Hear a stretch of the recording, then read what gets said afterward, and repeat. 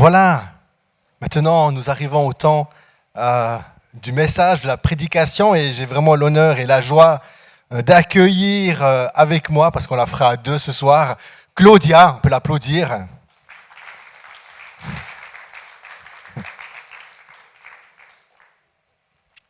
Yes, je me réjouis de pouvoir parler un petit peu de Dieu à l'église et le faire ensemble.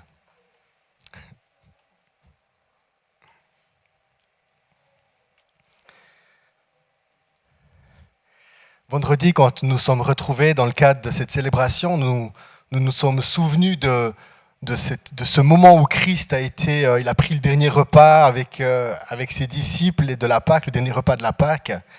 Et puis après, on est venu l'arrêter. Il a été jugé. Et puis, il a été crucifié à la croix. Cette histoire a été racontée par 5 enfants. Et puis aujourd'hui, nous arrivons à ce troisième jour où le Christ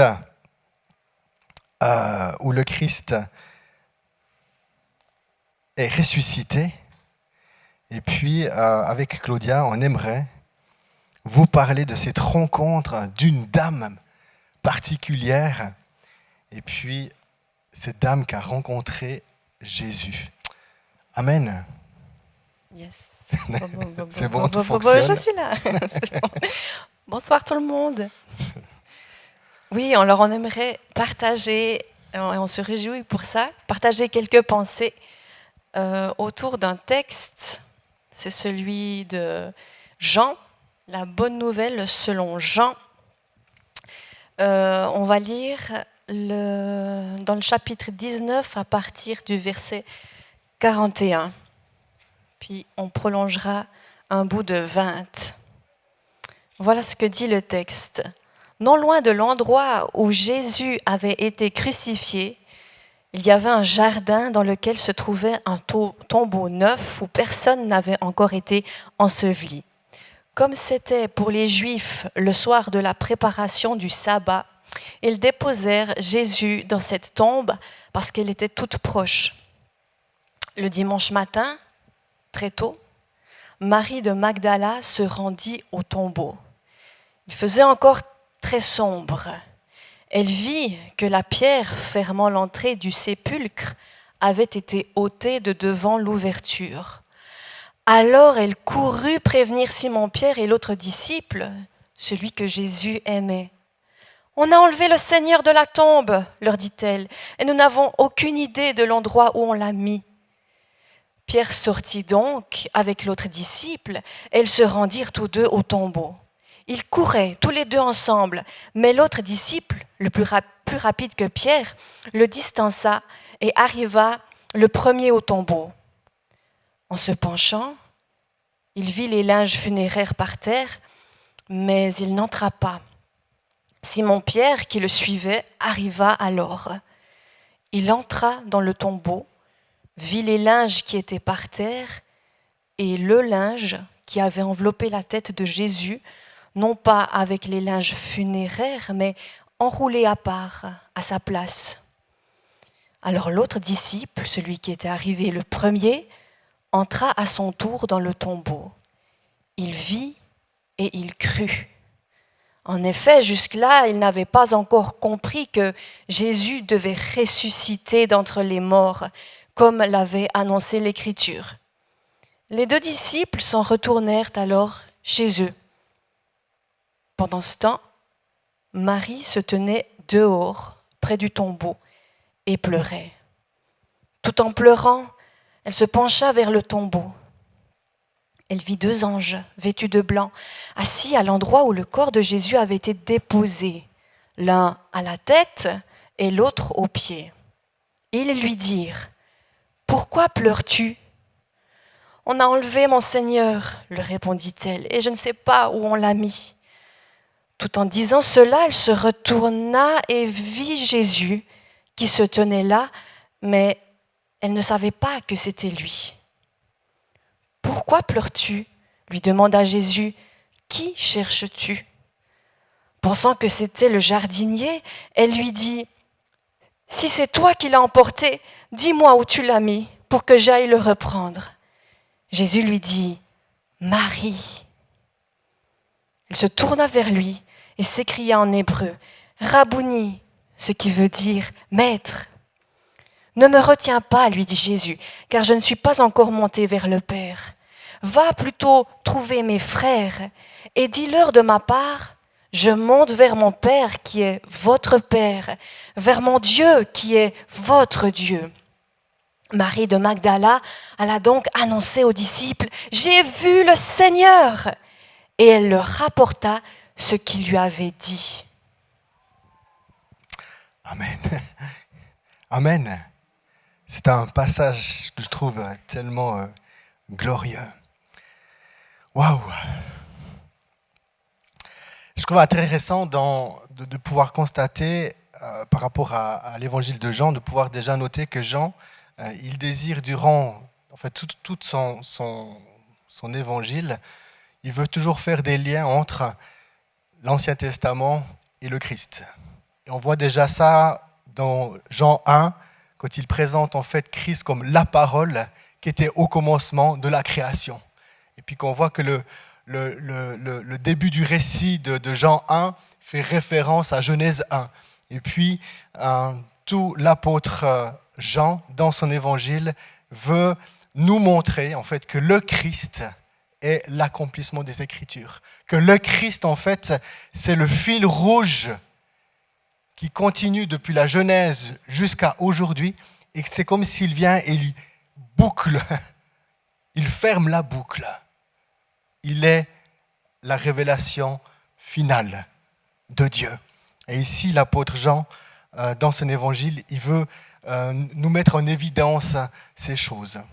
Mais maintenant, Claudia, est-ce que tu peux nous dire un petit peu plus sur cette Marie ? Qui elle est ? Oui, c'est une bonne question. Qui est Marie de Magdala ? En fait, du point de vue biblique, on ne sait pas grand-chose sur elle. Il y a des films qui ont été faits, on imagine peut-être, mais d'un point de vue scriptuaire, on sait qu'elle s'appelle Marie de Magdala, donc elle vient de la ville de Magdala, comme Simon de Cyrène. Voilà, c'est son origine, comme on pourrait dire Philippe de Kourou. Chez nous. Elle, c'est Marie de Magdala.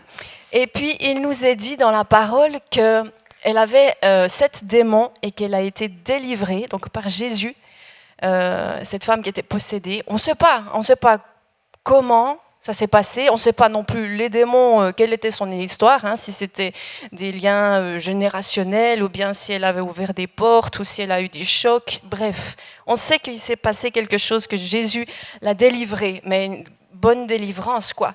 Et puis, dans Luc 8, on trouve aussi qu'elle fait partie en fait d'un groupe de femmes qui suivaient Jésus et ses disciples. Et avec ces femmes, on cite une Suzanne et puis une Jeanne aussi, plus d'autres. Elles pourvoyaient aux besoins de Jésus et de ses disciples. Donc, on voit là la description d'une femme qui est une disciple de Jésus.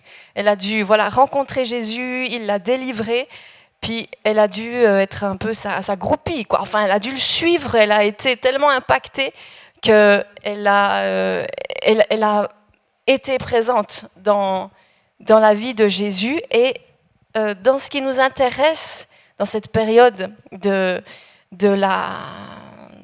Pâques, eh bien, dans ces 3 jours, vendredi, samedi, dimanche, elle est là à 3 moments. On trouve dans la Bible 3 instants où elle est là. Elle est là à la croix d'abord. Ensuite, elle sera là, nous dit un évangile, au moment de l'ensevelissement de Jésus.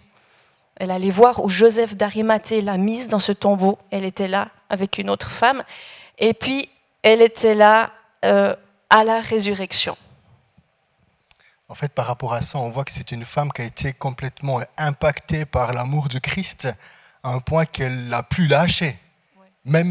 Même dans les moments de souffrance, elle est restée. Ouais. Pendant ce temps que les disciples, la Bible nous dit qu'ils sont partis suite à ces événements, mais qu'elle, en fait, elle était toujours là. Oui, puis elle a dû voir des choses affreuses.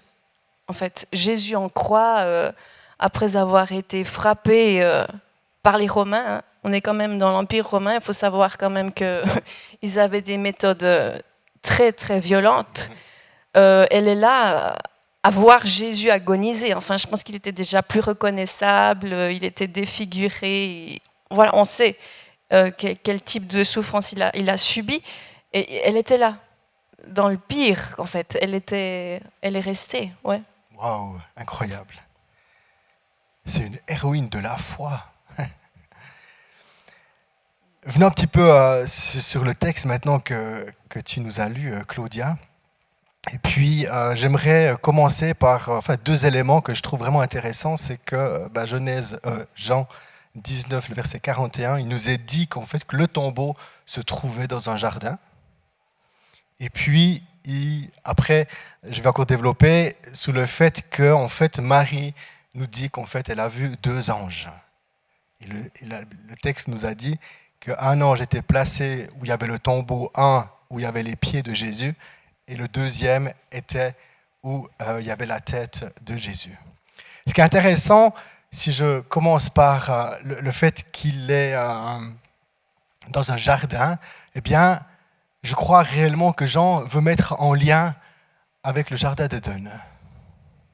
Il est en train de nous révéler et de nous dire que là, dans ce jardin d'Éden, là où le pire est arrivé, eh bien, dans le même jardin, Dieu y vient et il rétablit tout.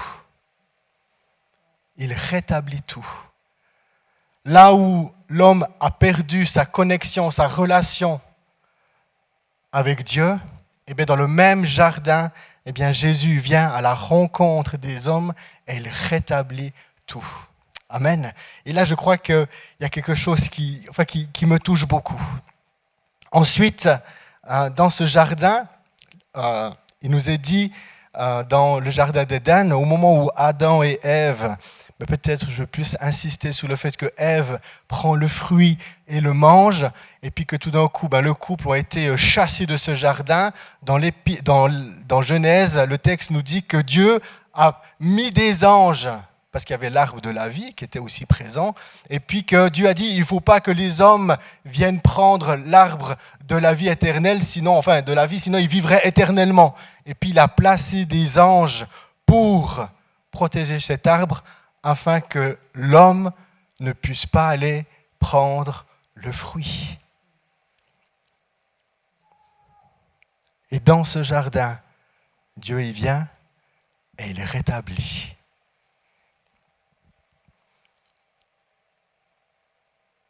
Jean et Pierre, ils entendent la nouvelle que le tombeau est vide.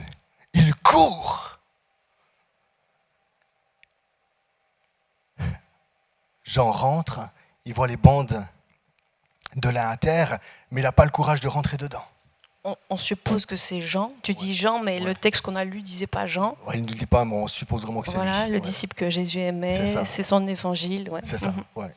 Et puis Pierre, le fait qu'il est un petit peu plus âgé, un petit peu peut-être moins peur, eh bien lui, il vient, il rentre dans le tombeau. Et dans le tombeau, il voit les bandes de lin, il voit le linge qui était sur la tête de Jésus, les bandes de lin par terre, et le linge qui était autour de la tête du Christ, en fait, il était comme plié, roulé, rangé. Et puis suite à cet événement, le texte nous dit qu'ils partent. Mais là, dans le jardin, il y a une femme qui s'appelle Marie. Et le texte nous dit qu'elle pleure. Cette femme dans le jardin, est-ce qu'on ne pourrait pas faire un lien avec une autre femme qui s'appelle Ève? Ève qui s'est fait avoir par le serpent. Ève qui s'est fait duper par le serpent. Ève qui a pris ce fruit défendu, qui l'a mangé. Et que peut-être, elle a pleuré. Elle a regretté. Elle pleurait sur son sort. Elle pleurait sur sa désobéissance. Elle pleurait sur ce qu'elle venait de faire. Est-ce que Marie ne serait pas un peu représentée par tout d'un coup Ève, qui est là, qui pleure. Parce qu'au fond, quand on voit Marie de Magdala, qui tu nous as partagé, Claudia, qu'elle était là à la mort, au moment où on met Jésus dans le tombeau, et encore là maintenant, elle est présente, on voit un amour sincère. Est-ce que Ève, au fond, n'avait pas un amour quand même sincère pour l'Éternel et elle s'est fait duper par l'ennemi? Et que tout d'un coup, les pleurs de Marie n'est pas le symbole de l'humanité qu'au fond pleure de sa désobéissance. Et c'est là maintenant que je trouve aussi intéressant. Jean, Pierre, rentre dans le tombeau. Il voit juste les linges par terre. Dans ce temps de pleurs, Marie nous est dit qu'elle se pencha pour voir dans le tombeau. Et le texte nous dit, elle voit 2 anges. Et ce qui est intéressant, c'est que Pierre et Jean ne les a pas vus. Dans le sens que le fait que Marie se penche et voit les anges, Dieu est en train de faire une grâce particulière envers les femmes, envers Ève. Il y a une grâce particulière, il y a une révélation que Pierre n'a pas reçue. Que Marie, Marie, il y a une grâce particulière. Elle voit les anges. Et ces anges, je pense, peuvent aussi nous représenter, en fait, dans l'Ancien Testament, il nous est dit que sur le coffre de l'Alliance, il y avait 2 anges de chaque côté qui couvraient avec leurs ailes le coffre de l'Alliance. Est-ce que ces 2 anges qui sont un au pied et un à la tête ne sont pas de nouveau une image de l'arche de l'Alliance? Où le sang, une fois par année, le grand prêtre devait aller répandre le sang de l'agneau sur le coffre de l'arche de l'Alliance pour que le peuple puisse recevoir le pardon des péchés. Et la Marie voit ces 2 anges. J'aimerais juste mettre en avant Claudia, puis que nous puissions comprendre et réaliser en fait la révélation de cette femme au nom de toutes les femmes. Qu'est-ce qu'elle est en train de vivre? J'aimerais insister sur le fait que Pierre n'a pas vu ça. L'amour de Dieu qui vient et qui rétablit. Dieu qui vient et qui rétablit. Qui veut redonner toute l'honneur et la gloire qui est due. Ces 2 anges qu'elle voit, eh bien, je pense que comme ces anges qui sont dans Genèse et qui protégeaient l'arbre de la vie, eh bien, aujourd'hui, ces anges ne sont pas là pour protéger l'arbre de la vie. Au contraire, l'Épître aux Hébreux, Hébreux 1, verset 14, il nous dit que les anges sont des esprits au service de Dieu et ils sont envoyés pour apporter de l'aide à ceux qui doivent recevoir le salut. Amen. Ça veut dire que cette parole de Genèse où les anges protègent l'arbre de la vie, aujourd'hui dans la nouvelle alliance avec le Christ, ils ne sont plus là pour protéger l'arbre de la vie. Au contraire, ils sont envoyés pour aider ceux qui doivent hériter du royaume. Amen. Et ils sont là aujourd'hui pour nous assister et t'assister. Et ici, je termine tout bientôt, mais elle est là, elle voit les anges et Marie qui pleure. Et je trouve trop intéressant, les anges qui voient Marie lui disent « Pourquoi tu pleures ?» Ensuite, dans le texte, il nous est dit qu'elle a vu le Seigneur, mais elle a pensé que c'était le jardinier. Et Jésus lui pose la même question. « Pourquoi tu pleures ?» Et en fait, cette question des anges qui dit à Marie, mais pourquoi tu pleures? C'est un petit peu... Mais en fait, il n'y a rien à pleurer, Claudia. Tu pleures pour quelque chose, tu ne devrais pas pleurer. Parce que j'ai tout réparé. Parce que Dieu a tout restauré. Dieu a lavé ta faute. Dieu a enlevé ton péché. Ta désobéissance n'est plus. Pourquoi tu pleures? C'est comme un reproche gentil que les anges... Un affectueux reproche. Un affectueux reproche. Ouais. C'est même pas vraiment une question qui attend une réponse, c'est plutôt... réfléchissons, en fait. Pourquoi? Ouais. Et puis des fois, je me suis posé la question en me disant, des fois, on pourrait être triste par rapport à des situations où le Seigneur, il dit, mais pourquoi tu es triste? Pourquoi tu pleures? Parce que peut-être tu n'aurais pas besoin de raison, en fait, de pleurer. Des choses on peut y réfléchir par rapport à notre propre vie. Ouais. En tout cas, il vient à notre rencontre quand il pose cette question. Hein. Il vient demander, mais pour rejoindre, disons, la tristesse ou le nœud du problème de Marie à ce moment-là. Ouais, ouais. Et puis ce qui est intéressant, c'est quand, au moment où il y a ce texte, je sais que tu vas encore après en parler, mais où Marie, parce que elle est envoyée. Et en fait, Marie, c'est la première apôtre. Dieu a envoyé cette femme annoncer la bonne nouvelle. C'est la première qui a vu de ses yeux le Christ ressuscité. C'est la première qui est envoyée dans la mission de l'évangélisation. Amen. Pour aller, les premiers qu'elle devait évangéliser, c'était les apôtres. Amen. Et ça, je trouve glorieux. Que nous puissions sentir, autant les hommes que les femmes, comme Dieu il vient et il rétablit tout. Combien les femmes ont été maltraitées, combien les femmes ont été bafouées, combien les femmes ont été piétinées. Et puis des fois, j'ai même envie de dire, même dans l'église, où on a pris des passages bibliques, puis qu'on les a tordus.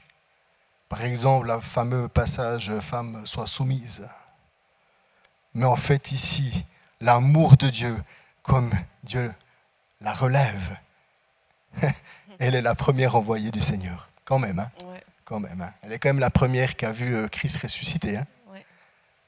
La première apôtre de la résurrection.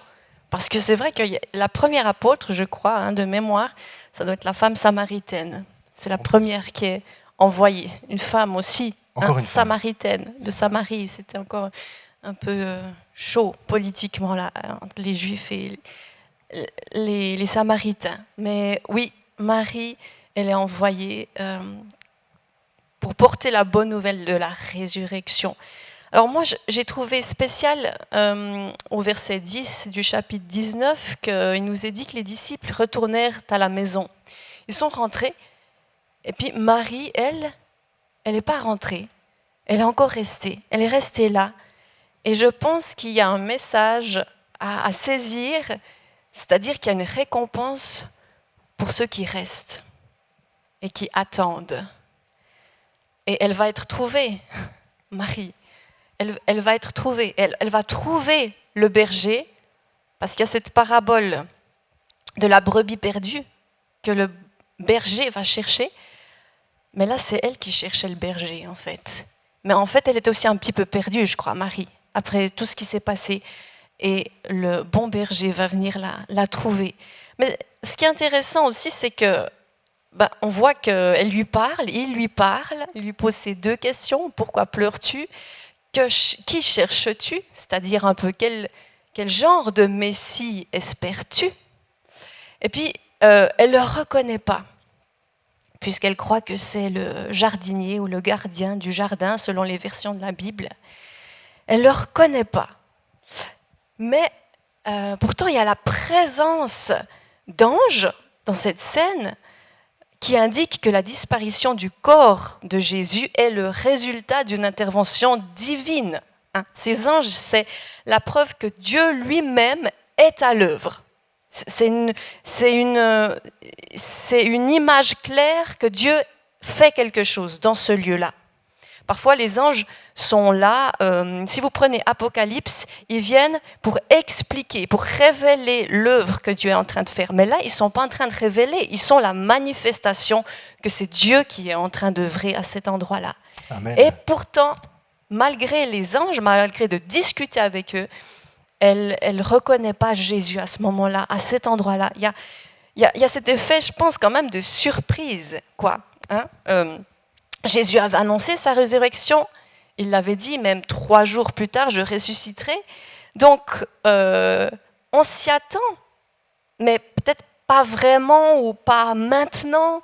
Ou peut-être que les disciples ont pu comprendre que Jésus, oui, ressusciterait au dernier jour. Quand les morts ressusciteront, Jésus ressuscitera à ce moment-là. On sait aussi que quand quelqu'un est décédé, ben, on est comme incapable de s'imaginer qu'il puisse être là, hein, quelque part. Donc, elle ne le reconnaît pas. Et puis moi, et puis toi, et puis nous. Est-ce que parfois, Jésus n'est pas là, et puis... Non, en fait, Jésus, c'est une question. Hein. Est-ce que Jésus, des fois, il est là, et puis est-ce qu'on le reconnaît toujours? Ou est-ce que des fois, on est comme Marie? On pourrait dire par rapport à ça que des fois la tristesse qui est tellement forte dans nos cœurs pourrait nous empêcher de voir le Christ. Nous aveugle. D'où la question de pourquoi pleures-tu? Parce que tout le coup tes pleurs t'empêchent de voir. Voilà. Aveuglé par la tristesse ou bien, bah oui, par le chagrin. Peut-être la déception m'empêche de voir Jésus des fois. Ou l'incompréhension. Oh, l'incompréhension. Tu sais, ces questions.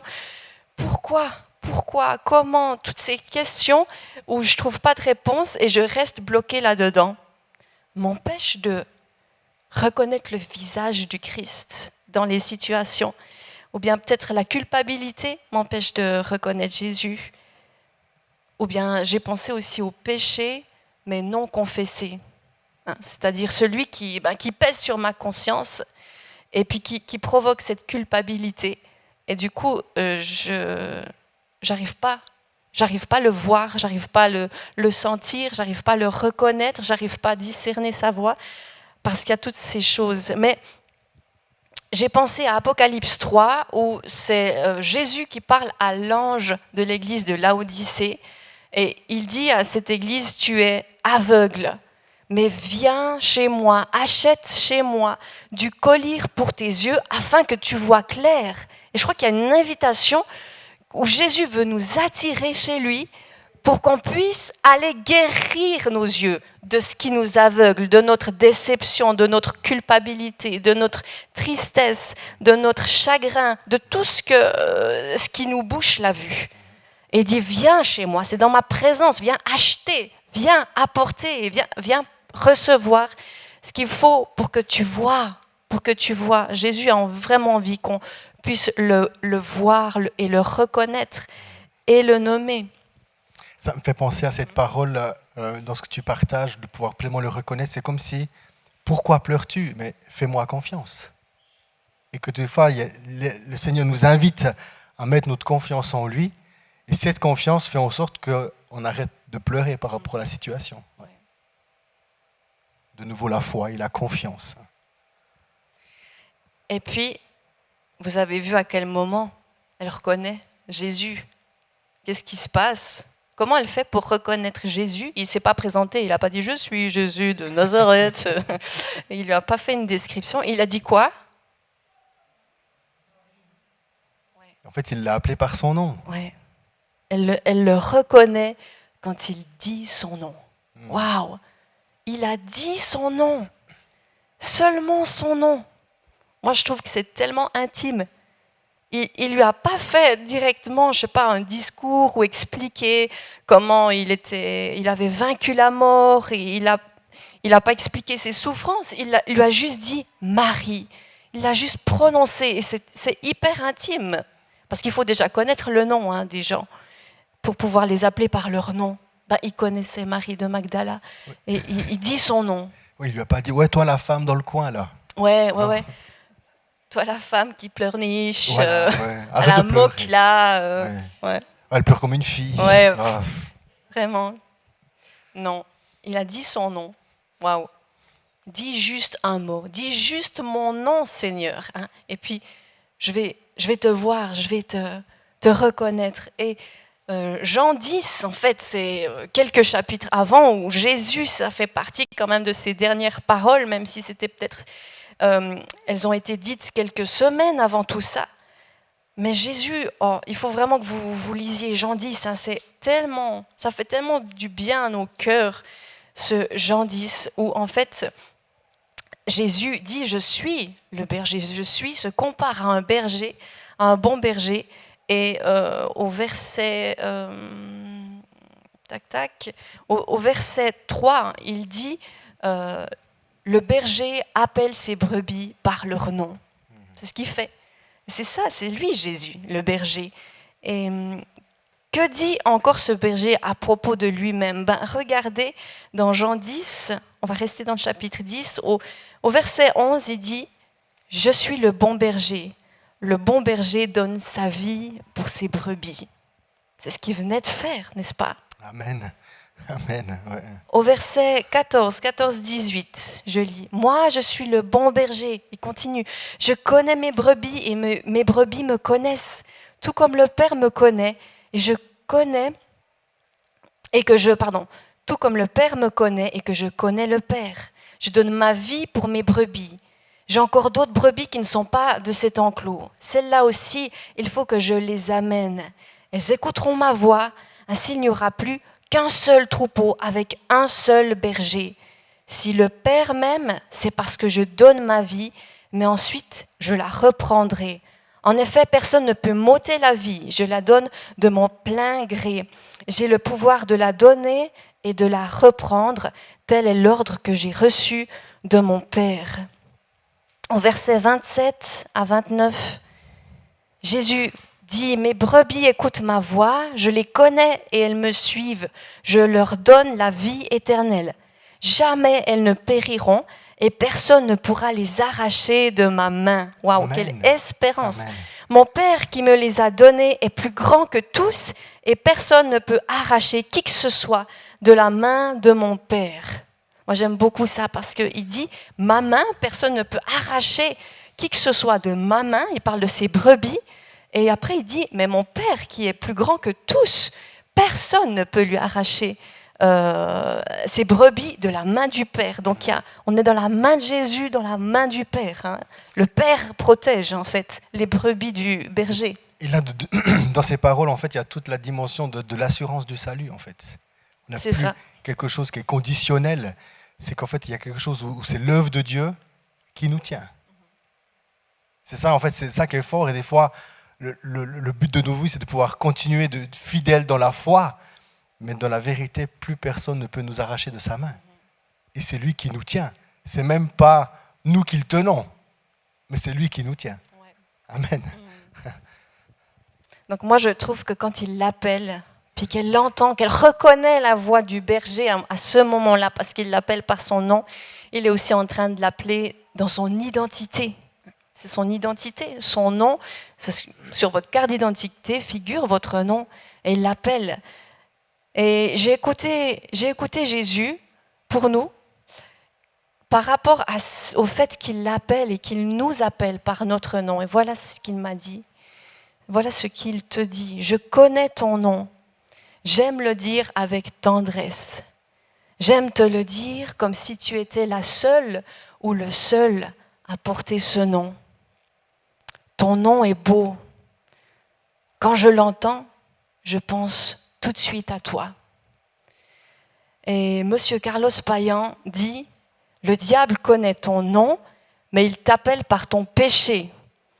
Mais Jésus connaît ton péché, mais il t'appelle par ton nom. » Amen. Il nous appelle par notre nom. Il ne dit pas hey, « celle qui a fait ceci, cela, et le pécheur, là, nanana, notoire. » Non, il nous appelle par notre nom. Notre identité, c'est notre nom. C'est pas ce qu'on a fait. Ouais. Amen. Et par rapport à ça, ça me fait penser que des fois, on peut porter la lourde tâche du poids de la faute de nos parents, par exemple. Et puis, souvent, on peut dire « Ah, c'est le fils d'eux. » Tu sais ? « Oh, ben, c'est la fille d'eux. » Et puis, c'est fou, hein, tout de quoi les parents, ils ont été peut-être très colériques, ou ben, j'en sais rien, ou ben, alcooliques. Et puis, des fois, on porte sur nous, en fait, comme cette culpabilité de la faute de nos pères. Mais Dieu, il vient, puis il nous délivre de ça. Puis il ne nous appelle pas dans ce que nos pères ont pu faire comme faute, mais il nous appelle par notre nom. Amen. Et je crois que c'est quelque chose d'important de pouvoir comprendre que des fois on peut lutter avec des choses, mon père ou bien ma mère ou bien des choses comme ça. Eh bien, en Christ, nous sommes une nouvelle créature. En Christ, nous sommes une nouvelle créature. Ce que nos pères ont fait, eux, ils l'ont fait, mais moi, non. Ouais. Amen. Mon père était colérique, mais moi pas. Mon père était buveur, mais moi pas. Ouais. Puis je pense que c'est important de pouvoir comprendre cette réalité, puis que Jésus ne nous appelle pas par notre péché, mais nous appelle par notre nom. C'est notre identité. Tu disais, mon père était colérique, mais moi non. Pourquoi ? Parce que Jésus s'est mis entre. Ouais, entre mon père colérique ou alcoolique ou que sais-je et moi-même. Ouais. Jésus se place et on dit qu'il y a des étiquettes qui collent à la peau et je crois que le Saint-Esprit ce soir est en train d'ôter des étiquettes sur vous, voilà, qui vous collent à la peau, qu'on vous a dit, qu'on vous a redit et le Saint-Esprit, clac, il ôte ces étiquettes et il place le nom qu'il vous donne. Il y a un nom, Apocalypse parle aussi du nom que Dieu nous donne à nous. Ouais. Alors, Marie va répondre à ce prénom qu'elle entend, son prénom. Elle lui dit aussi un seul mot. Elle lui dit « maître ». Rabouni, c'est de l'araméen. Elle lui dit, elle le reconnaît, maître. Mais il faut savoir qu'il y en a un autre qui a dit maître aussi, 4 jours avant. Dans le contexte toujours de la Passion, un certain Judas Iscariote qui a livré Jésus, qui a trahi Jésus, qui a vendu Jésus. Et il est venu, le signe c'était le baiser. Il devait baiser le maître. Et quand il s'est approché de Jésus, il lui a dit « Bonsoir maître ». Moi je me suis dit « Waouh, purée, il y en a 2 qui ont dit maître dans cette histoire. Il y a Marie et puis il y a ce Judas. Dieu n'aime pas l'hypocrisie. Il nous défend même de prononcer son nom en vain. Ça fait partie des 10 commandements. Vous pouvez voir ça notamment dans Exode 20. Et Jésus lui-même dit, il ne suffit pas de dire Seigneur, Seigneur, mais il faut accomplir la volonté de mon Père. Donc Marie a révéré le maître dans la vérité, alors que Judas a utilisé ce mot aussi, il a dit rabbi, lui, eh bien, il l'a dit pour le vendre en fait. Mais oui, parce qu'il était un des 12 disciples. Donc Jésus était le maître, mais dans son cœur, est-ce qu'il était le maître ? Est-ce que Jésus est le maître ? Est-ce que mon maître, mon Seigneur, mon Sauveur est mon maître ? Est-ce que je suis sa disciple ? Est-ce que je lui dis honnêtement, quand je m'adresse à lui et que je lui dis Seigneur, quand je lui dis Maître, quand je lui dis mon Sauveur, etc., mon Dieu. C'est intéressant dans ce que tu partages, parce que moi je pensais toujours, Claudia, que je n'osais pas utiliser le nom de Dieu en vain. Je n'osais pas dire ce fameux vilain mot que je ne veux pas dire, parce que je ne peux pas utiliser le nom de Dieu en vain. Mais du coup, là, tu es en train de nous dire que d'utiliser le nom de Dieu en vain serait dans le sens que, tout d'un coup, j'exprime quelque chose de sa part qui n'est pas vrai dans mon cœur. Oui, c'est beaucoup plus subtil. Du coup, c'est beaucoup plus subtil de juste dire un vilain mot, en fait. Ouais. C'est utiliser ce nom, le prononcer, alors que mon cœur n'est pas en accord avec ça. De ce que je pourrais dire. Ouais. Quand je dis Jésus maître, puis en fond dans mon cœur, non, il n'est pas mon maître. Ouais. Après, je pense qu'on ne doit pas toujours se dire est-ce que vraiment, Claudia, tu étais à 100% là, c'est juste. Je dois aussi dire oui, Jésus est mon maître. Maintenant, les doutes ou bien la déception ou quoi que ce soit, maintenant c'est loin. Et puis prendre autorité parce que nul ne m'arrachera de sa main. Amen. Donc je me repositionne. Puis je ne vais pas toujours grailler si on veut, dans ce sens-là.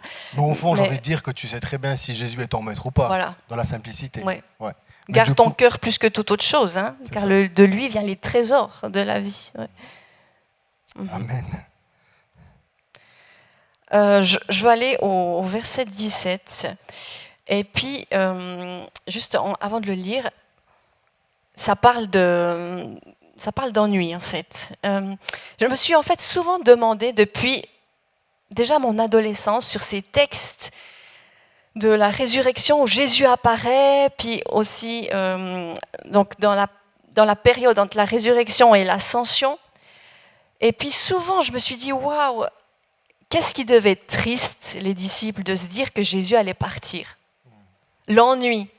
Qui c'est qui a eu ici déjà l'ennui de quelqu'un? Qui c'est qui a connu déjà ces sentiments d'avoir l'ennui? Moi, j'avais souvent, quand j'étais petit, l'ennui de ma maman. Ouais. Ben, moi aussi. Moi, j'ai eu l'ennui en tant qu'enfant, je me souviens, et même adulte.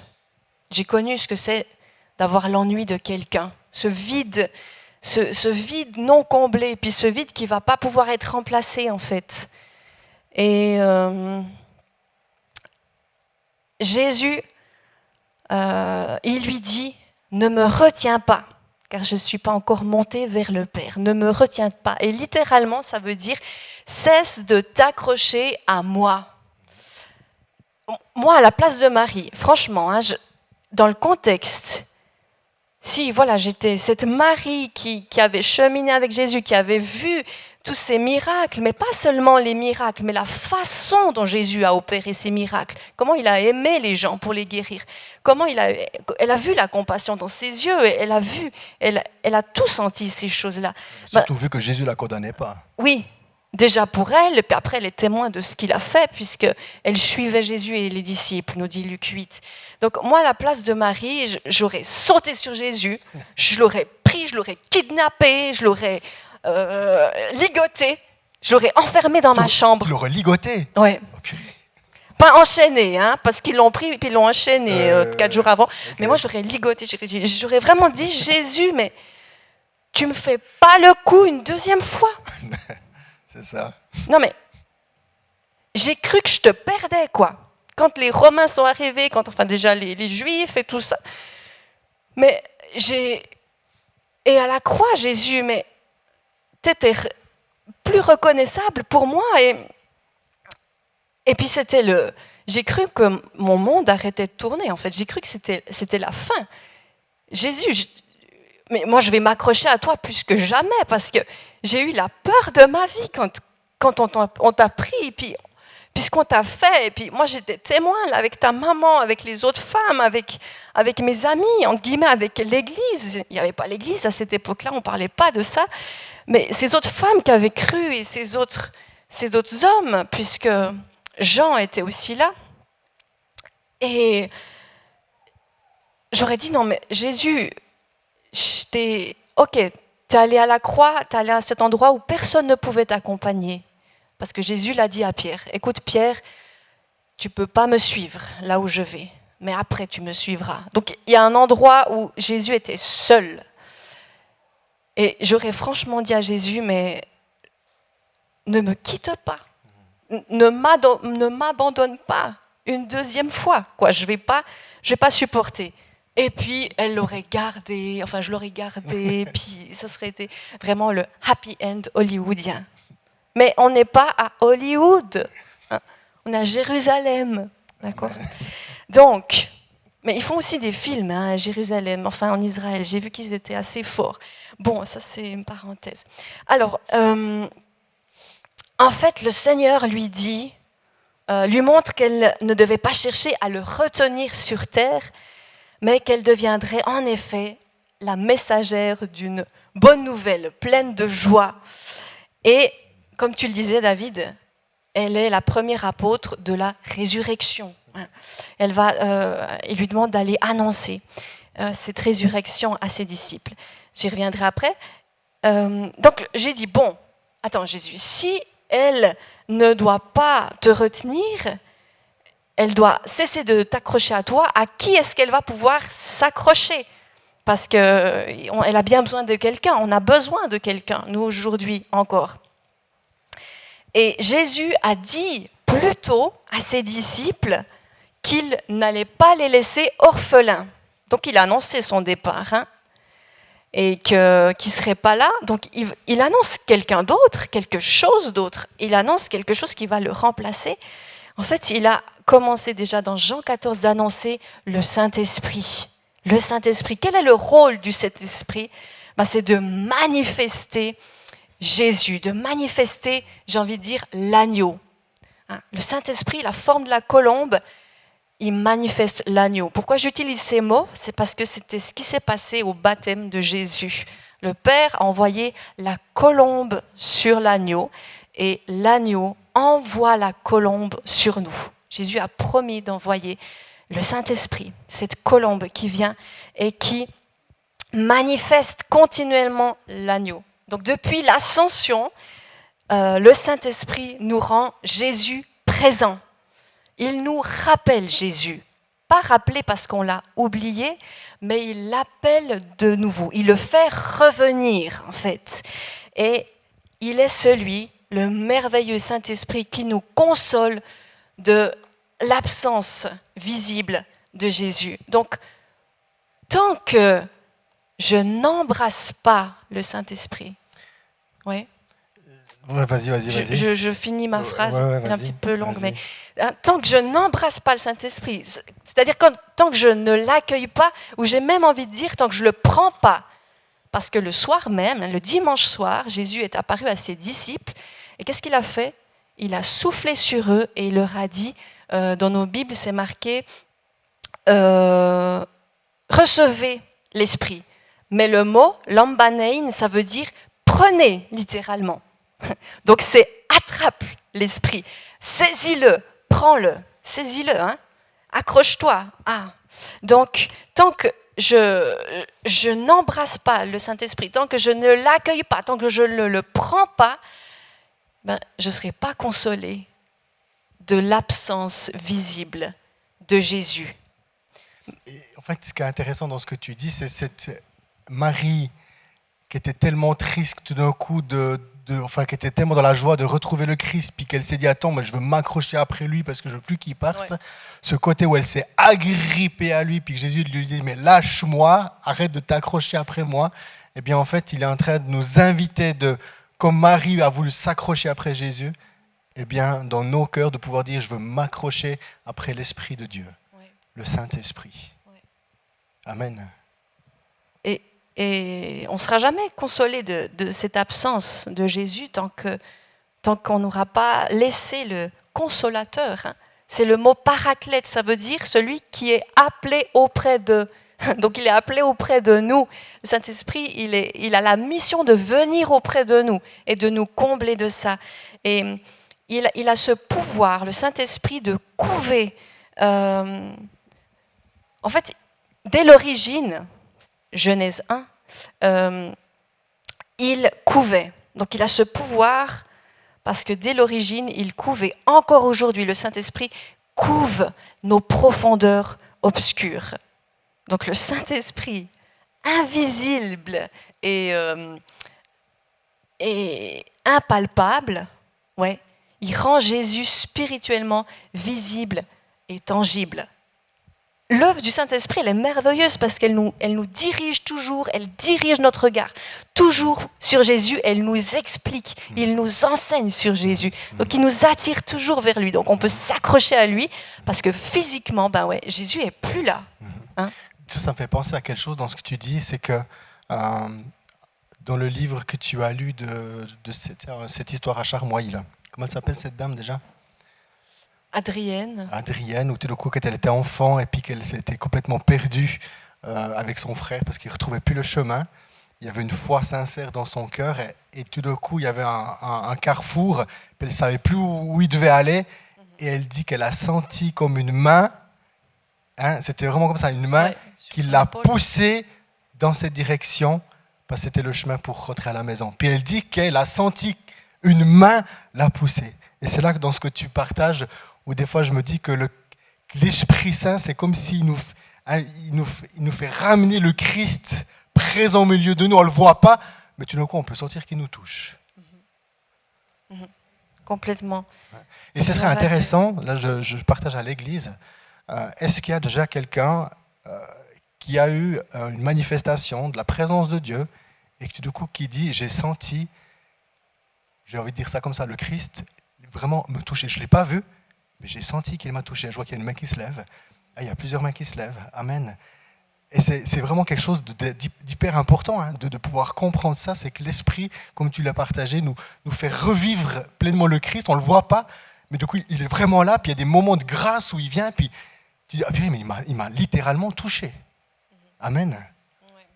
Le Saint-Esprit nous oriente toujours vers Jésus, parce que la colombe descend sur l'agneau, et l'agneau envoie sur nous la colombe. C'est Jean 16, 7. Donc la question qu'on peut se poser, mais alors c'est, ok, je dois m'accrocher au Saint-Esprit, mais comment j'embrasse le Saint-Esprit, comment j'accueille, comment je prends le Saint-Esprit? Le Saint-Esprit est un don, il est don et donateur, et le don est garanti si nous nous offrons sincèrement à la colombe, à l'Esprit Saint.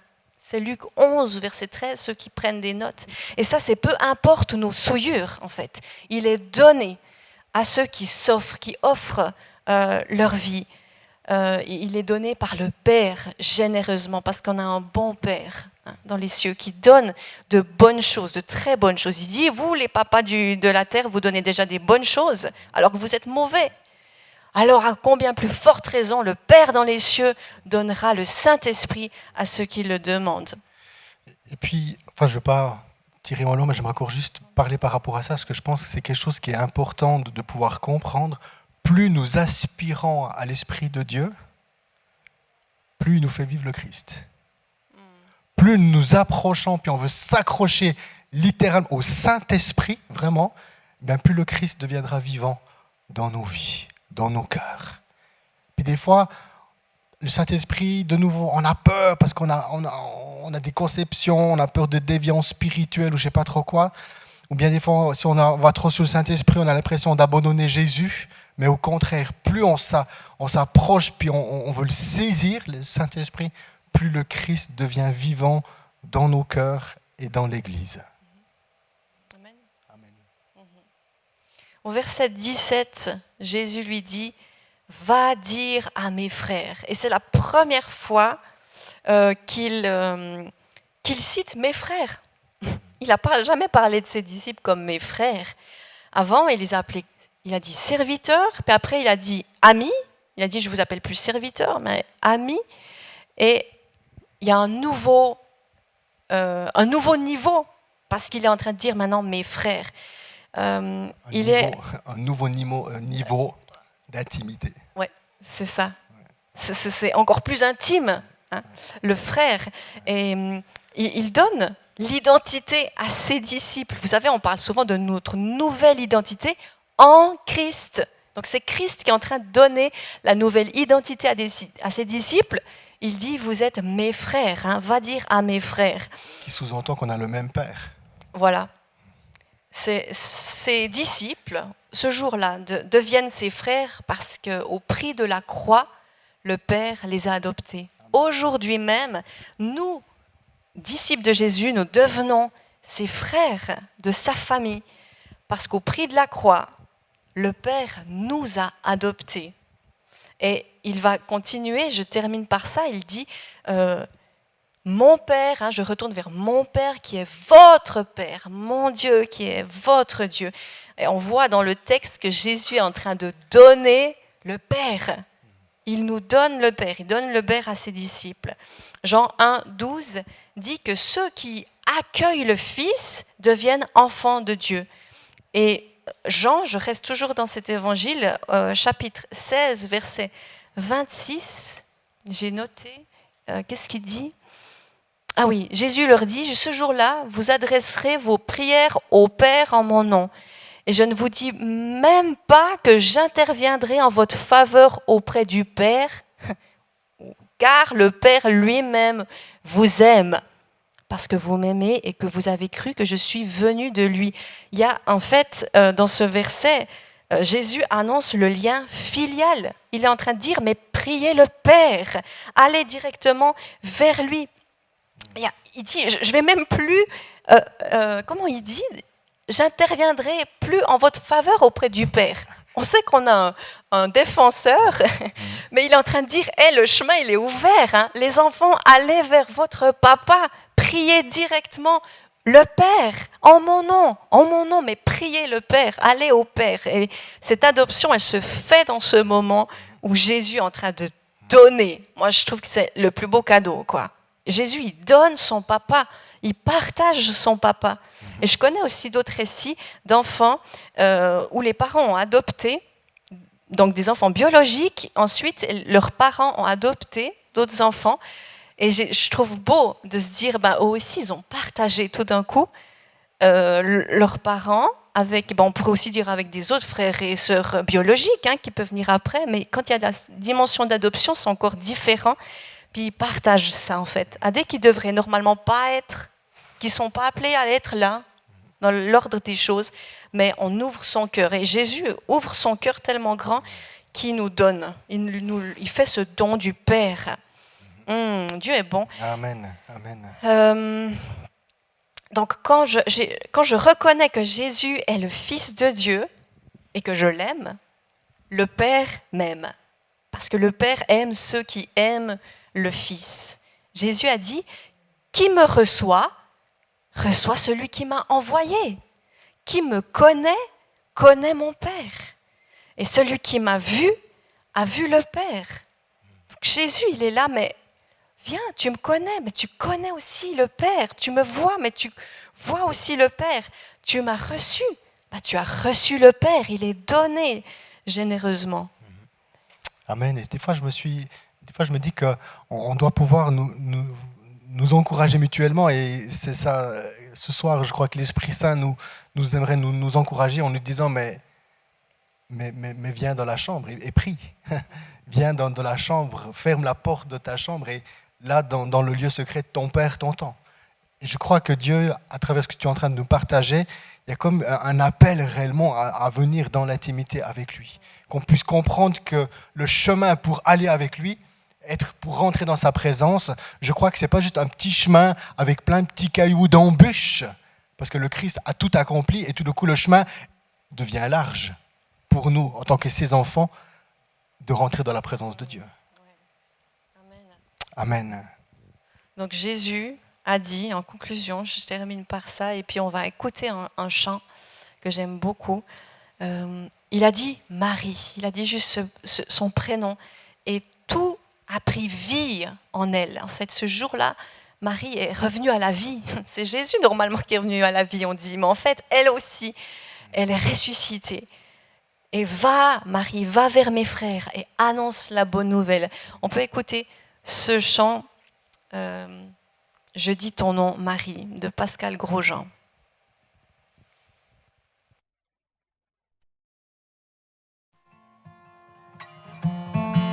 Les femmes vous ont prévenu que la pierre est roulée.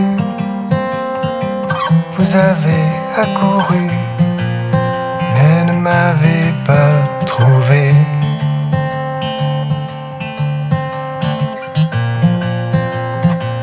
Je vous ai prévenu.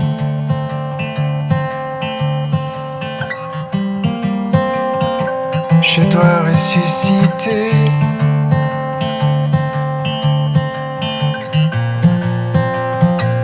Avez-vous attendu?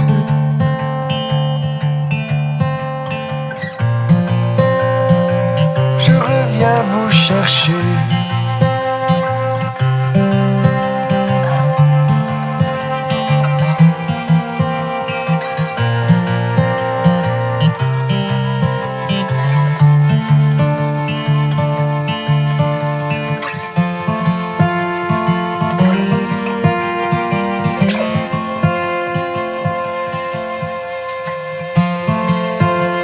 Assis dans le jardin, je dis ton nom, Marie. Ce dimanche matin, tu reviens à la vie.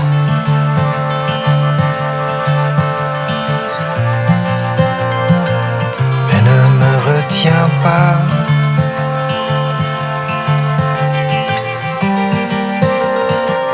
Il va trouver mes frères.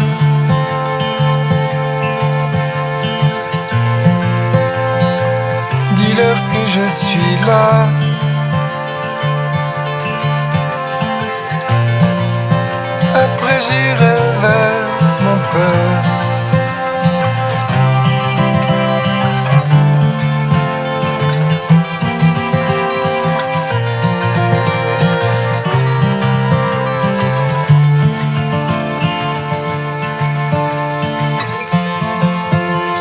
chemin où je marche, personne ne me reconnaît. Étranger, ne sais-tu pas ce qu'il est devenu?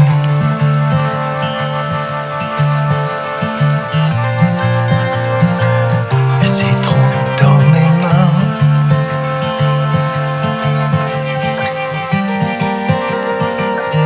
l'amour pour mon père.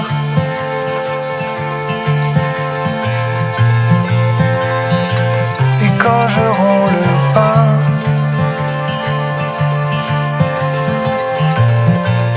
reconnais-tu ma prière?